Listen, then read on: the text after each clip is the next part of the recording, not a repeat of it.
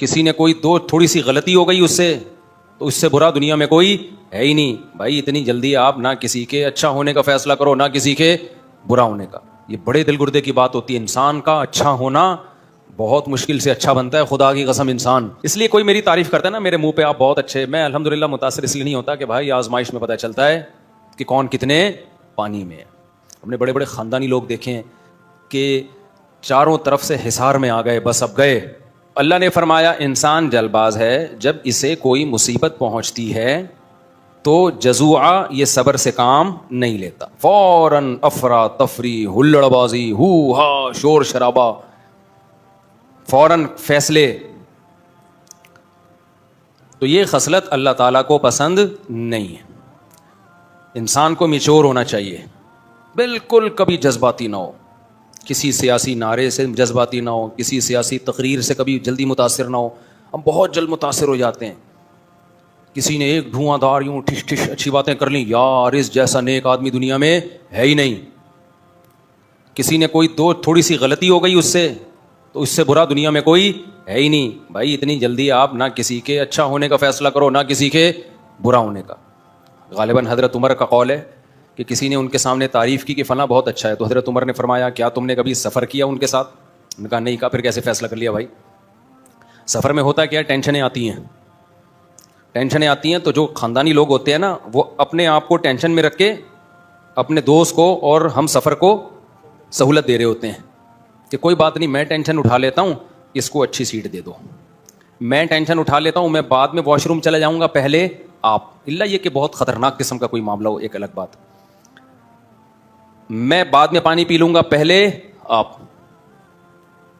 میں نے بچپن میں ایک کتاب پڑھی تھی, اس میں ایک واقعہ تھا.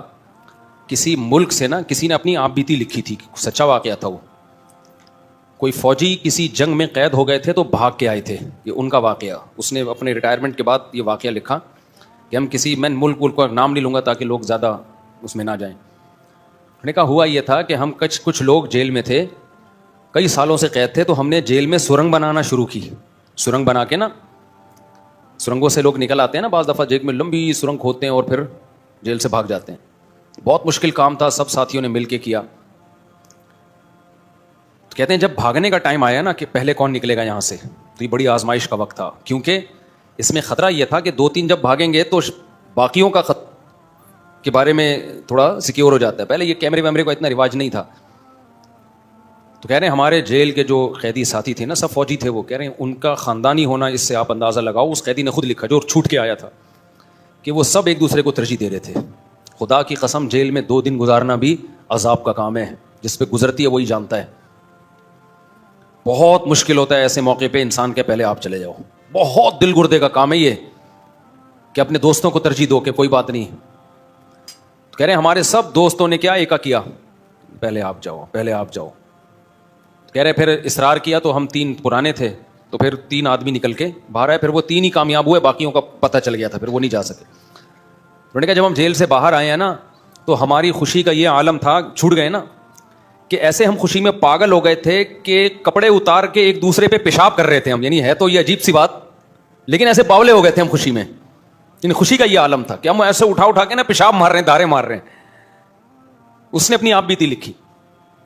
میں نے بہت پہلے یہ واقعہ پڑھا تھا, 6 یا 7 کلاس میں ہوں گا, لیکن اس واقعے کا نا یہ پہلو مجھے یاد رہ گیا. پیشاب والا نہیں, اصل پہلو کیا کہ یار یہ بڑے دل گردے کا کام ہے. اس مصیبت میں انسان کہے نہیں میں پہلے نہیں بھائی. ایسے موقع پہ انسان کا پتہ چلتا ہے کہ وہ انسان کا بچہ ہے یا نہیں ہے. بھائی وہ بھی تمہاری جیسے مٹی کے بنے ہوئے ہیں, تم کیوں پہلے, تم کس خوشی میں. یا تو قرآن اندازی کرو, قرآن اندازی کرو بھائی. ایسے موقع پہ ہر آدمی کیا کہے گا, یار میں زیادہ ضروری ہے, میرے 18 ہیں یا میرے 16 ہیں, ٹھیک ہے نا, میں مجھے زیادہ. ہر آدمی اپنے دلائل دے رہا ہوگا نا. یہ بڑے دل گردے کی بات ہوتی ہے. انسان کا اچھا ہونا بہت مشکل سے اچھا بنتا ہے, خدا کی قسم انسان. اور تمام پیغمبر یہی دعوت لے کر آئے ہیں, اچھے بن جاؤ اندر سے. اوپر سے یہ میرا گیٹ اپ کتنا خوبصورت سا گیٹ اپ ہے, پگڑی داڑھی, یہ بہت آسان ہے. یہ آپ 4 مہینے لگاؤ, سب ٹوپی پہن کے گھوم رہے ہوتے ہیں. یہ کوئی اتنا مسئلہ نہیں ہے یہ. اس لیے کوئی میری تعریف کرتا ہے نا میرے منہ پہ آپ بہت اچھے, میں الحمدللہ متاثر اس لیے نہیں ہوتا کہ بھائی آزمائش میں پتہ چلتا ہے کہ کون کتنے پانی میں ہے. اور بھی میرے پاس آزمائشوں کے بہت واقعات ہیں, کبھی چھاؤں میں ملو گے تو بتاؤں گا. ہر واقعہ ممبر پہ بتانے کا نہیں ہوتا. ہم نے بڑے بڑے خاندانی لوگ دیکھے ہیں کہ چاروں طرف سے حصار میں آ گئے, بس اب گئے. ہر آدمی کی کوشش ہے میں نکلوں, ہر آدمی کی کوشش کیا ہے میں نکلوں, اور کر بھی رہا ہے. کمانڈر کہہ رہا ہے کہ میں آخر میں جاؤں گا, پہلے ان سب کو نکالو, اپنی جان ہتھیلی پر رکھوں گا میں. جو بڑا ہے وہ کہہ رہا ہے میں مر جاؤں, میں آخر میں, پہلے میرے ماتحت وہ نکلیں گے. تو خاندانی ہونا, تبھی یہ شعر یاد کر لو, آئینہ بنتا ہے رگڑے لاکھ جب کھاتا ہے دل, کچھ نہ پوچھو دل بڑی مشکل سے بن پاتا ہے دل. دل کو دل بنانا دنیا کا سب سے مشکل کام. جب چیزوں کو رگڑتے ہیں تو وہ صاف ہوتی ہے نا, زنگ اترتا ہے. آپ تلوار کو زمین پہ رگڑو, صاف ہوگی, زنگ اترے گا, چمک پیدا ہوگی. ایسا ہی شاعر کہتا ہے دل میں زنگ ہے, دنیا مردار کی محبت, ہوس, لالچ, میں بس. ہر آدمی چاہتا ہے میں سپیریئر بن جاؤں.